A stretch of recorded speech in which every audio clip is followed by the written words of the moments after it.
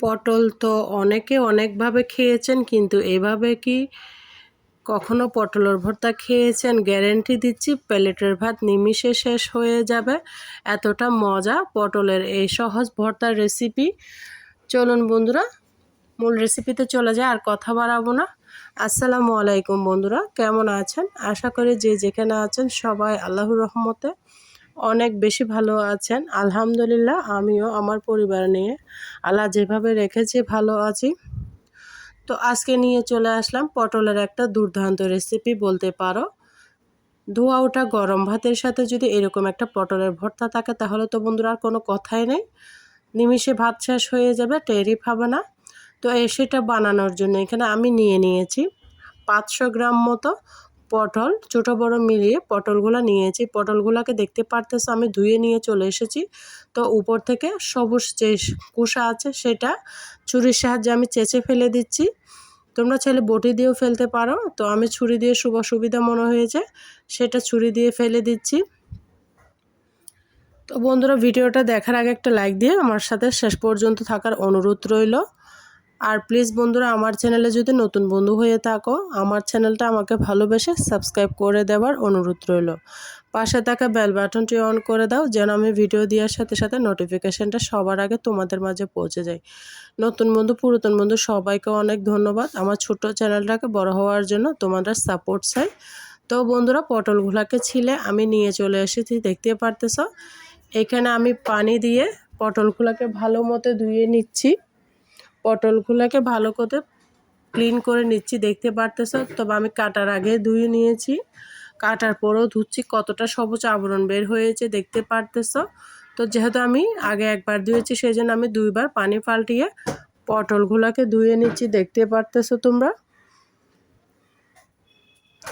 পটলগুলো ধুয়ে কতটা সুন্দর করে ক্লিন করে নিয়ে চলে এসেছি, দেখতেই পারতেছ বন্ধুরা। তো এই পর্যায়ে পটলগুলো আমি কেটে নেব, সেটার জন্য পটলগুলোকে আমি এক সাইডে রেখে দিয়েছি, আর একটা চপিং বোর্ড নিয়ে নিয়েছি। তো সেটা দিয়ে আমি পটলের খোসা ছাড়িয়ে পটলগুলোকে একদম পাতলা পাতলা করে কেটে নিচ্ছি। এটা আমি নিচ্ছি আমার রান্নার সুবিধার্থে, তোমরা যদি চাও আরও বড় করে কাট দিতে পারো। তবে যারা সিলিন্ডার ব্যবহার করো তারা এভাবে পাতলা করে কাট দিলে রান্না তাড়াতাড়ি হয়ে যাবে, গ্যাস সিলিন্ডারটা বাঁচবে। আমাদের লাইনের গ্যাস, তবে আমার কাছে রান্নাবান্নাটা শর্টকাট হলে বেশি ভালো লাগে, তার জন্য আমি এভাবে করে নিচ্ছি, পাতলা পাতলা করে নিচ্ছি।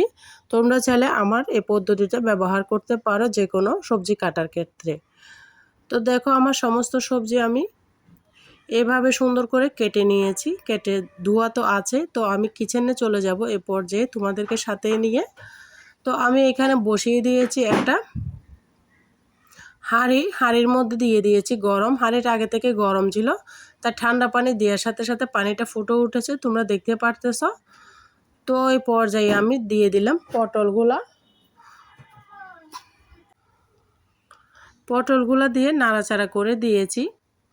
তো এই পর্যায়ে দিয়ে দিলাম স্বাদ মতো লবণ। লবণটা অবশ্যই ইম্পর্ট্যান্ট, লবণটা দিতে হবে, নাহলে পটলের ভালো লাগবে না ভর্তাটা খেতে। তারপর আমি দিয়ে দিলাম হলুদের গুঁড়া পরিমাণ মতো। হলুদের গুঁড়োটা দিয়েছি আমি কালারটা সুন্দর আসবে তার জন্য, তোমরা চাইলে স্কিপ করতে পারো, কোনো সমস্যা নাই। তো এগুলো সিদ্ধ বসিয়ে আমি এখানে চলে এসেছি। আবারও পেঁয়াজ আর রসুনগুলো কাটাকুটি করব, তোমাদের সাথে হালকা করে শেয়ার করব। বন্ধুরা, পেঁয়াজ রসুন দিয়ে ভর্তা বানালে ভর্তার স্বাদটা অনেক বেশি মজা লাগে। আর পটল কিন্তু অনেকজনে পছন্দ করে না, এভাবে যদি পটলটা বানিয়ে নাও তাহলে কিন্তু দুপুরে এক থালা ভাত কিন্তু নিমিষে শেষ হয়ে যাবে। ধোয়া ওঠা গরম ভাতের সাথে আর কিচ্ছু লাগবে না। তো পেঁয়াজটাকে আমি দেখতে পারতেছি একদম ঝাঁকানাকা করে কুচি কুচি করে কেটে নিয়েছি, তোমরা হয়তো দেখেই বুঝতে পেরেছো। ভর্তার জন্য পেঁয়াজটা কুচি কুচি করে কাটলে ভর্তাটা খেতে ভীষণ ভালো লাগে। আর বন্ধুরা, ভিডিও দেখতেছো তোমরা যারা দেশ ও দেশের বাইরে থেকে, সবাইকে অসংখ্য ধন্যবাদ। আর যদি আমার চ্যানেলে নতুন বন্ধু হয়ে থাকো, আমার চ্যানেলটা আমাকে ভালোবেসে সাবস্ক্রাইব করে দেওয়ার অনুরোধ রইল। তো পেঁয়াজ রসুনগুলো কেটে আমি চলে এসেছি আবারও কিচেনে, দেখতে পারতেছো এগুলা সিদ্ধ হয়ে গিয়েছে, হাফ সিদ্ধ হয়েছে প্রায় 50%। তো আমার 100% সিদ্ধ করে নিতে হবে, আমি কিন্তু পানি ফেলবো না। পানি ফেললে সবজির যে গুণাগুণ থাকে সেটা নষ্ট হয়ে যায়। তো পানিটাকে শুকিয়ে পটলটাকে আমি ভালো করে সিদ্ধ করে নিব, তোমরা আমার সাথে থাকো, দেখতে থাকো। পটলের পাতিলটাকে আমি অন্য চুলায় ট্রান্সফার করে দিলাম। তো এই চুলার মধ্যে আমি আবার একটা প্যান বসিয়ে দিলাম, দিয়ে সেখানে দিয়ে দিচ্ছি সরিষার তেল। আজকে আমি পুরো ভর্তাটা বানাবো সরিষার তেল দিয়ে। তো সরিষার তেল দিয়ে এখানে আমি অ্যাড করে দিব শুকনা মরিচ। শুকনা মরিচগুলোকে এমনভাবে ভাজতে হবে যেন ভিতরে সহ সিদ্ধ হয়ে যায়, সেরকমভাবে আমি যেটা প্রতিদিন প্রত্যেকটা ভিডিওর মধ্যে বলে থাকি। যারা নতুন তাদের অনেক কাজে আসবে, বা ছেলের ভাইদের আপুদের অনেক কাজে আসবে। তো তোমরা ভিডিওটা কে কোথা থেকে আমার ভিডিওটা দেখতেছো অবশ্যই ছোট্ট একটা কমেন্টসে আমাকে জানাবা, তাহলে আমি প্রিয় আপুদের ভাইয়াদেরকে ধন্যবাদ জানাতে পারবো। তো বন্ধুরা, ভিডিও দেখতে দেখতে যদি কোথাও ভালো লাগে আমার ভিডিওটা একটু শেয়ার করে দেওয়ার অনুরোধ রইল। আপনাদের একটা শেয়ার আমার অনেক প্রিয় আপুদের ভাইয়াদের কাছে আমার ভিডিওটা পৌঁছে যাবে। সবাইকে অসংখ্য ধন্যবাদ যারা এই কাজটি করতেছেন। তো আমি মরিচগুলোকে ভেজে উঠিয়ে নিয়েছি, দিয়ে দিলাম এখানে পেঁয়াজ কুচি আর রসুন কুচি। দিয়ে রসুন কুচি আর পেঁয়াজ কুচিকে আমি লাল লাল করে ভাজবো না, হালকা করে ভেজে নিয়েছি। তোমরা হয়তো দেখে বুঝতে পারতেছো। উঠিয়ে নিচ্ছি, দেখতে পারতেছো, বেশি কালার করার দরকার নেই, হালকা করে ভেজে নিয়েছি। এই পর্যায়ে আমি দেখতে পারতেছো পটলগুলা পাশে ফিরে এলাম। পটলগুলো দেখতে পারতেছো একদম পানিটা শুকিয়ে নিয়েছে, আরও শুকিয়ে নিতে হবে। তারপর আমি কি করব তোমরা শেষ পর্যন্ত দেখলে বুঝতে পারবা। আর যারা আমার সাথে ভিডিও দেখতেছে এতক্ষণ পর্যন্ত একটা লাইক দিতে ভুলে গিয়েছো, প্লিজ বন্ধুরা একটা লাইক দিয়ে ভিডিওটা কন্টিনিউ করার অনুরোধ রইল। দেখো বন্ধুরা, পানিটা একদম শুকিয়ে নিয়েছি, দিয়ে দিচ্ছি সরিষার তেল। এভাবে যে কোনো তেল দিয়ে পটল বলো যে কোনো ভর্তা বলো এভাবে একটু হালকা করে ভেজে নিলে খেতে ভীষণ ভালো লাগে, একটা সুগন্ধ আসে। বন্ধুরা তোমরা চাইলে এইভাবে ভেজে ভর্তাটা বানাতে পারো। তো আমি ভেজে নিচ্ছি বন্ধুরা, একটা ভিডিও অনেক কষ্ট করে বানাই। তো তোমরা দেখতেই থাকো, আমাদের প্রিয় আপুদের ভাইয়াদের অনেক কাজে আসবে। আমরা যারা রান্না বান্না কম বেশি সবাই পারি, যারা পারি না আমি তাদের জন্য আজকে রেসিপিটা শেয়ার করতেছি। আর আমি কিভাবে আমার সংসারের রেসিপিগুলো বানাই সেটাই তোমাদের সাথে শেয়ার করি। আশা করি তোমাদের অনেক বেশি ভালো লাগতেছে। ভালো লাগলে আমার সাথে শেষ পর্যন্ত থাকার অনুরোধ রইল। তো আমি একটা বাটা নিয়ে নিয়েছি। আজকের ভর্তাটা একদম কোনো রকম বাটাবাটি ঝামেলা ছাড়াই বলতে পারো, মিক্সিং জার লাগবে না, কিচ্ছু লাগবে না। এই সহজ বাটনাতে ভর্তাটা বানিয়ে নিব।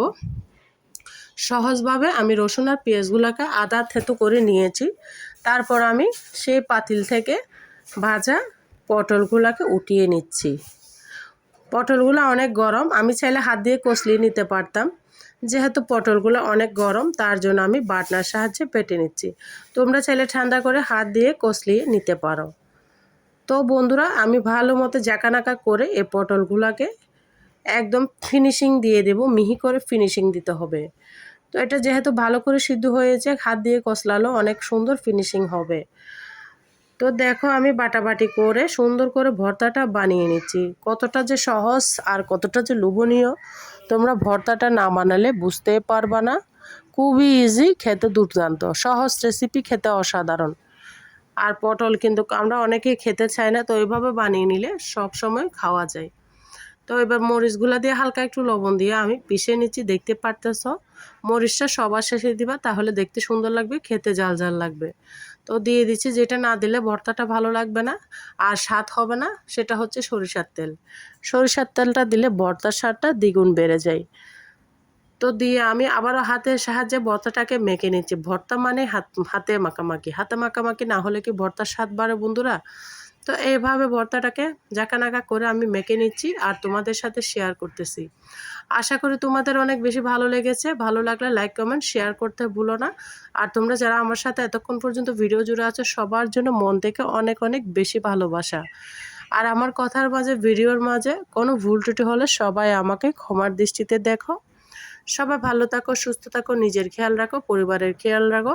আর তোমাদের দোয়ার মাঝে আমার জন্য দোয়া করো। আল্লাহ হাফেজ, আসসালামু আলাইকুম।